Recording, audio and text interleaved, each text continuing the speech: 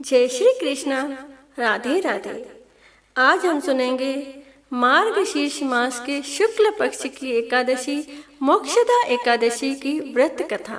मोक्षदा एकादशी व्रत की कथा सुनाने के पहले मैं आपसे यह अवश्य कहना चाहूंगी, अगर आपने यह व्रत धारण किया है तो इस कथा को आप पूरी प्रेम और श्रद्धा से अंत तक अवश्य सुनिएगा, तभी आपको पुण्य फल की प्राप्ति होगी। अगर आपने व्रत नहीं भी किया है तो भी इस कथा को पूरी सुनिएगा, क्योंकि इस महात्म्य को, इस कथा को पढ़ने या सुनने से वाजपेय यज्ञ का फल मिलता है। तो प्रेम पूर्वक श्रद्धा से अंत तक यह कथा अवश्य सुनिएगा। आइए चलते हैं कथा की ओर। मोक्षदा एकादशी व्रत की कथा।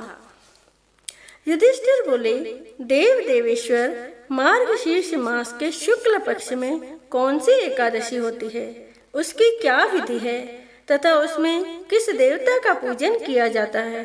स्वामिन, यह सब यथार्थ रूप से बताइए। श्री कृष्ण ने कहा, नृपश्रेष्ठ, मार्गशीर्ष मास के शुक्ल पक्ष की एकादशी का वर्णन करूंगा, जिसके श्रवण मात्र से वाजपेय यज्ञ का फल मिलता है। उसका नाम मोक्षदा एकादशी है, जो सब पापों का अपहरण करने वाली है। राजन, उस दिन यत्न पूर्वक तुलसी की मंजरी तथा धूप दीपादि से भगवान दामोदर का पूजन करना चाहिए। पूर्वोक्त विधि से ही दशमी और एकादशी के नियम का पालन करना उचित है। मोक्षदा एकादशी बड़े बड़े पातकों का नाश करने वाली है। उस दिन रात्रि में मेरी प्रसन्नता के लिए नृत्य, गीत और स्तुति के द्वारा जागरण करना चाहिए। जिसके पितर पापवश नीच योनि में पड़े हों, वे इस एकादशी के व्रत करके इसका पुण्य दान अपने पितरों को करे तो पितर मोक्ष को प्राप्त होते हैं। इसमें तनिक भी संदेह नहीं है।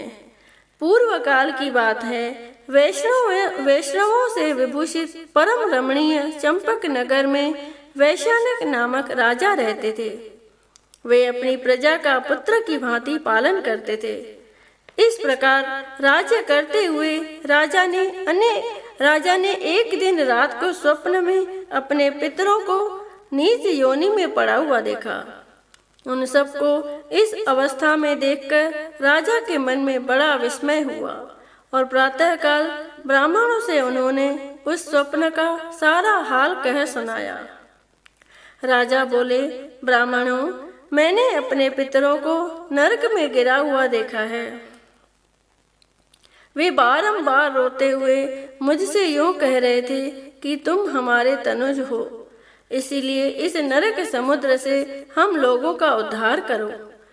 द्विजवरों, इस रूप में मुझे पितरों के दर्शन हुए हैं, इससे मुझे चैन नहीं मिलता। क्या करूं, कहाँ जाऊं? मेरा हृदय रूंधा जा रहा है। द्विजोत्तमो, वह व्रत, वह तप और वह योग जिससे मेरे पूर्वज तत्काल नरक से छुटकारा पा जाएं, बताने की कृपा करें। मुझ बलवान तथा साहसी पुत्र के जीते जी मेरे माता पिता घोर नरक में पड़े हुए हैं, अतः ऐसे पुत्र से क्या लाभ है? ब्राह्मण बोले, राजन, यहाँ से निकट ही पर्वत मुनि का महान आश्रम है।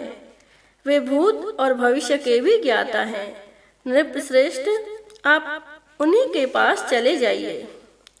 ब्राह्मणों की बात सुनकर महाराज वैखानस शीघ्र ही पर्वत मुनि के आश्रम पर गए। वहां उन मुनि श्रेष्ठ को देखकर उन्होंने दंडवत प्रणाम करके मुनि के चरणों का स्पर्श किया। मुनि ने भी राजा से राज्य के 7 अंगों की कुशलता पूछी।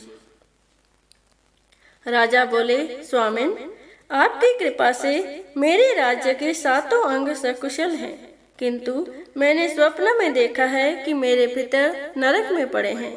अतः बताइए कि किस पुण्य के प्रभाव से उनका वहां से छुटकारा होगा।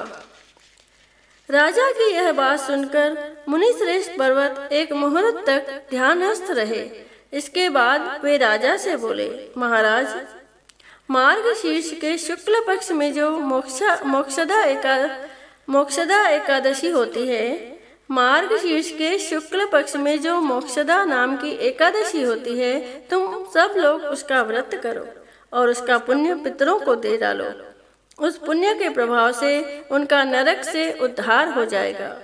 भगवान श्री कृष्ण कहते हैं, युधिष्ठिर, मुनि की यह बात सुनकर राजा पुनः अपने घर लौट आए। जब उत्तम मार्गशीर्ष मास आया, तब राजा वैखानस ने मुनि के कथनानुसार मोक्षदा एकादशी का व्रत करके उसका पुण्य समस्त पितरों सहित पिता को दे दिया। पुण्य देते ही क्षण भर में आकाश से फूलों की वर्षा होने लगी। वैखानस के पिता पितरों सहित नरक से छुटकारा पा गए और आकाश में आकर राजा के प्रति यह पवित्र वचन बोले, बेटा तुम्हारा कल्याण हो। यह कहकर वे स्वर्ग में चले गए। राजन, जो इस प्रकार कल्याणमयी मोक्षदा एकादशी का व्रत करता है, उसके पाप नष्ट हो जाते हैं और मरने के बाद वह मोक्ष प्राप्त कर लेता है। यह मोक्ष देने वाली मोक्षदा एकादशी मनुष्यों के लिए चिंतामणि के समान समस्त कामनाओं को पूर्ण करने वाली है। इस महात्म्य के पढ़ने और सुनने से वाजपेय यज्ञ का फल मिलता है। बोलो श्री कृष्ण भगवान की जय।